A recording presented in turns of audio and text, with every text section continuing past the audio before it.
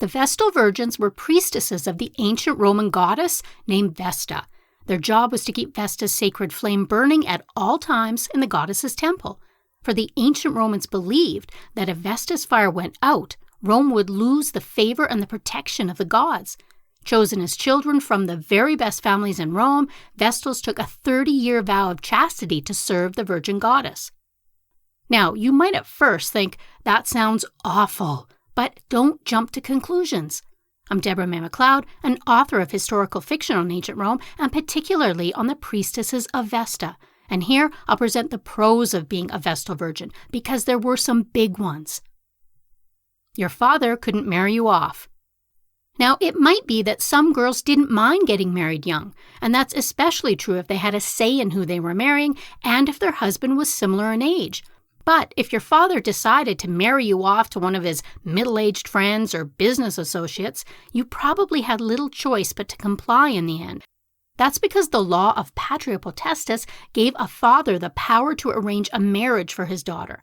But since the Vestal virgins were taken into the order at a young age, between 6 and 10 years old, they just didn't have to worry about this. No bad husbands. What's worse than marrying only to discover that you have a dud? What if he's a carouser or a spender or a drinker, or all three? Now, we know that the Roman matron had her own ways of advocating for her own best interests in the household and beyond, even legally, but in the end, a woman's happiness depended largely on her husband's nature. As a Vestal virgin, you didn't have to roll this dice. Luxury living.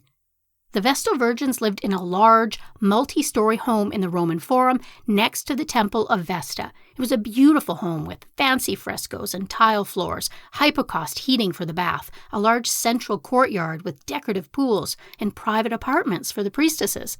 Best of all, the home came with staff and servants, cooks, cleaners, scribes. While a Roman wife was busy cooking, cleaning, and spinning wool, a Vestal virgin was probably having a plate of the finest foods placed in front of her by a servant. All expenses paid, and then some. In addition to the fancy free room and board that came with the Vestal's duty, a Vestal virgin was paid a stipend by the state. That meant that she had money in her pocket, her own money, to spend on whatever she wanted. You'd probably live longer. As an important priestess of the state religion, it was in Rome's best interest to keep the Vestal virgins healthy. In addition to a relatively easy life, sure, tending a fire can be tiresome, but it isn't exactly hard labor. A Vestal virgin could expect to eat the best foods, drink the best water, and have access to the best medical care. These benefits of an upper-class lifestyle, they certainly contributed to longevity. Front row seating. What's worse than getting tickets to the chariot races, only to get there and have the worst seats in the place? The Vestals didn't have to worry about this. Whether watching the gladiator fights at the Colosseum or the horse races at the Circus Maximus, the Vestals had premium seating, catered food, and access to nice, clean, private latrines. Think box seats, but better. An interesting life. The Vestal order was well-staffed with novices and priestesses who rose up through the ranks and performed a myriad of duties. Priestesses spent 10 years as a novice, learning the ways of the Vestal, then 10 years tending to the fire in the temple and performing public rituals, and then the last 10 years teaching and training the novices. So their duties changed throughout their tenure. That means this idea of a Vestal virgin kind of languishing for 30 years in the temple, all but tethered to the hearth fire, it just isn't accurate. Neither is the idea that a Vestal lived a life sort of closed off from the outside world. Vestals attended banquets and sporting events, they had social lives, and they performed all kinds of public functions. Business opportunities. Perhaps something that added even more interest to the life of a Vestal virgin was her ability to own a business. Perhaps it was a shop that sold religious implements or jewelry. Perhaps it was a bakery or a larger enterprise like a vineyard. Regardless, the ability to own a business didn't just give a Vestal another avenue to make money, it gave her an opportunity to engage in something other than her religious duties. You were respected, and you had a lot of influence. Vestal virgins had a number of privileges. If their carriage was on the road, it had the right-of-way. They could pardon criminals and grant sanctuary even to important political figures. They could give testimony in the Senate, and they could use their upper-class friendships to wield influence. People bowed to them and appreciated them. Even the emperors, especially ones like Augustus and Vespasian, they showed great respect to the Vestal virgins. Priestesses had statues made in their honor. Images of Vestals were minted on coins, and they were featured on important monuments and remembered in legacies. A comfortable retirement. The free luxury living, the Vestal stipend, the business opportunities, and the various gifts and bequests that could be given to a priestess over that 30-year period, it added up. And it added up to a comfortable retirement. And the best part is, a Vestal could retire at a young enough age to actually enjoy it. Because Vestals entered the order between 6 and 10 years of age, priestesses had the option of leaving the order in their mid to late 30s.